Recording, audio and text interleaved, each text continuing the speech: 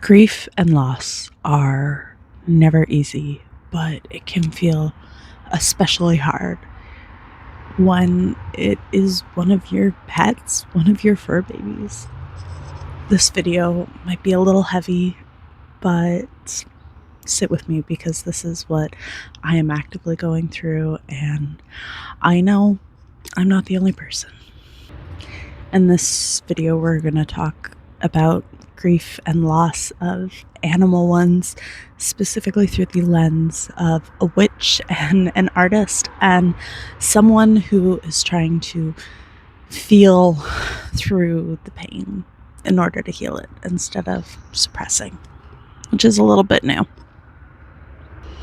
I did another video a little similar to this a few months ago about dealing with grief from the loss of a loved one or person, but let's get into it. So in the first place, why is this even coming up? Well, I have had my gorgeous collie lab mix Rhea for about 5 years. I adopted her when she was 5 years old, and it's time to put her down. She is not doing well, and she is in a lot more pain, and her body is just wearing and tearing and breaking down. And that's really hard because I am an animal person. I love animals, but my goal is to give them a happy life and to be their forever home. And I'm grateful that I got to be that for her. Now, I've known the last 6 months to a year that this day was coming. One of my witchy things is I always know, maybe not always, but with a very, very high chance success, I know when deaths are coming. I know when it's around, and I know when it's present. It's here. It's time. About 2 weeks ago, I got okay, it's time. You got to get your ducks into order, and we're gonna figure this out. So I spent some time researching how I was gonna get a vet here and how I was gonna, deal with the cremation after the fact, especially given that we don't have a car and money is tight. By the way, if you would like to support or help in any way, any purchase of my art or one of my planners or notebooks would really, really help with the vet bills that are going to be coming up this week. It'd be really appreciated.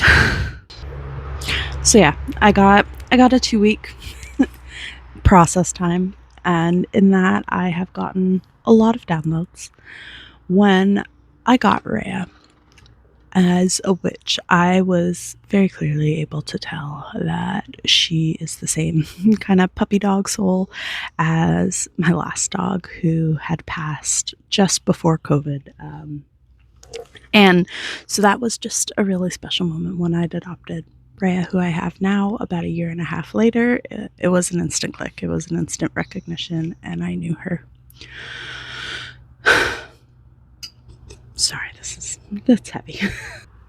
Now, when my last dog passed, I was in a very, very big transition point in my life, which is where I'm at right now as well.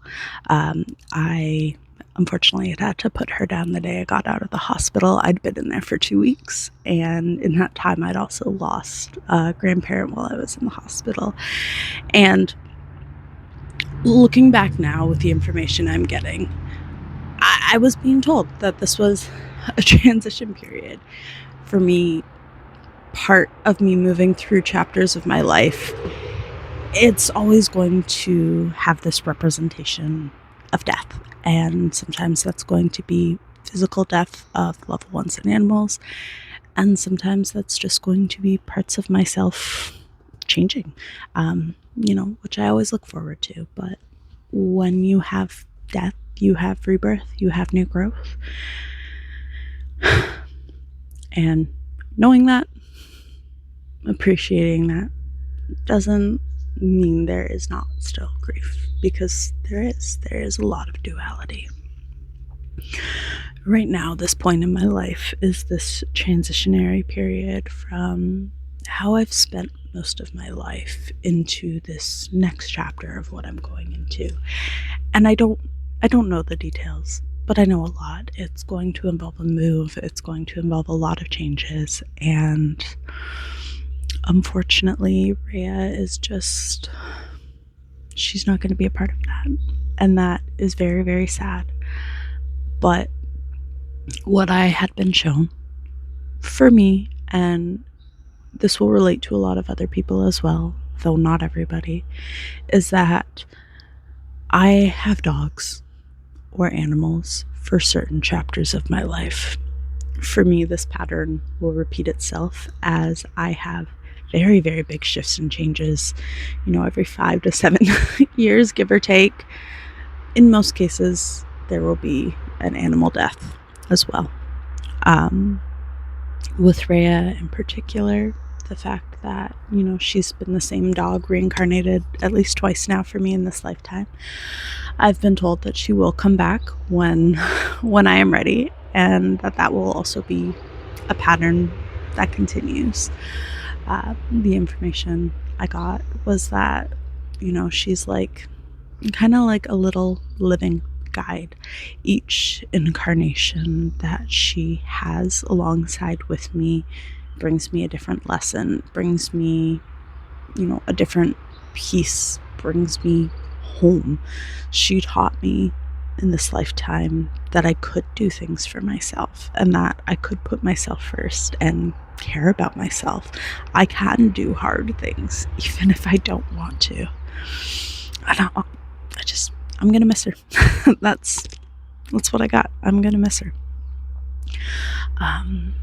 Now, in moving through this grief, I have cried a lot. That's, I think, why I'm not crying as much as I have been in this video. I've gotten the tears out. I spent a lot of my life avoiding and hiding from grief. But when I take the time to feel it, to move through it, to work through it, to sit with it, I heal. Yesterday, I finally started getting my emotions out on, I was about to say paper, but canvas, and I painted through it. Emotional paintings for me, I get the first layer down, and it is just, it's kind of like vomiting the emotions onto the canvas. I don't care about colors. I don't care about shapes. It needs to be out of me so I can separate myself from it, so I can see it and move through it. And getting it out on canvas was very, very helpful. From that messy, sloppy, I don't even know what to call it, mix of colors, though, eventually started to form shapes and thoughts. One of my favorite things in nature has always been the new life that grows from death. When you are walking on a trail or in the forest and you see this tree that has long since been dead, yet from the center of its stump, or if it's fallen from the side, you see new life. You see sometimes new trees growing. That was a mosquito flying on my camera. You gotta love them. Sometimes you see mushrooms, which I love. Mushrooms are just a wonderful way of bringing new life and continuing the cycle of life, And what else? The other thing that came out on this canvas was a butterfly, because for me, sometimes I need to just kind of go into hermit mode. I need to fall apart into a wet, gloopy, globby, slimy puddle, because that's kind of what caterpillars do in cocoons before they eventually start growing and strengthening. Their wings get stronger, and eventually they find themselves able to break free from the cocoon and fly, take off, go do the things that what life has in store. I feel like this video is a little rambly, and often I feel like this a little more when I'm feeling anxious. And death is one of those things for me that it creates that anxiety. It does make things feel heavier and harder, but it's in sitting and being with it that I can move through it. In the meantime, Rhea is still here. I'll be calling the vet this afternoon. And for now, we're just giving her all the love we can give her. We are giving her all the spoils, and we're just making sure she's happy and not suffering as much as possible. Some other things I have been noticing intuitively. I've talked in a few of my other videos about the decluttering and the organizing of my home and how that was a precursor for moving. One of the things I had actually kind of taken out is the dog bed that I'm actively sitting on. She wasn't using it in the house anymore, and her dog crate, because again, she hadn't used that in a year, and I'd brought them outside, the dog bed on the porch, and the crate I had, we're cleaning out and ideally giving to one of the neighbors.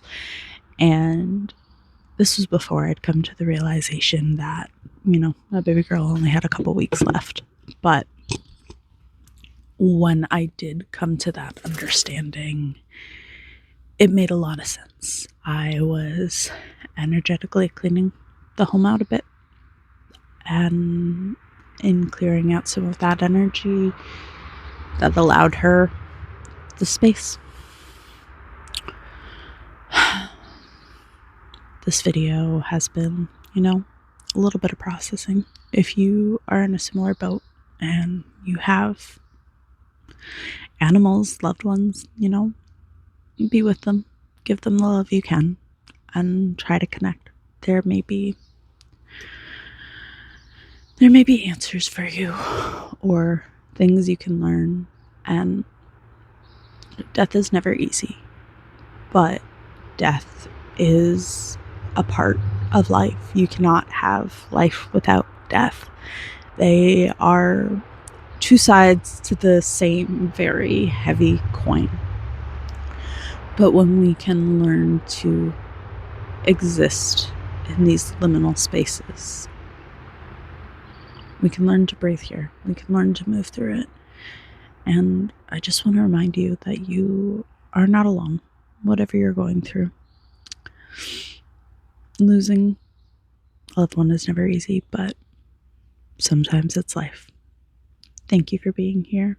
Thank you for listening to this video. I hope this helped, even if it was just to make you feel a little less alone. I appreciate you. And I gotta get over my hang-ups a little bit here, but if you could share this with somebody who you think may find it relevant, or if you'd like to support in any way, I would really appreciate you clicking on some of my links down below and considering purchasing some art or a notebook or a planner. The sales would just really go to help to pay for the vet bills. Yeah, because I gotta figure that out. Anyways, thank you for being here. I appreciate you. And I hope you have a good day.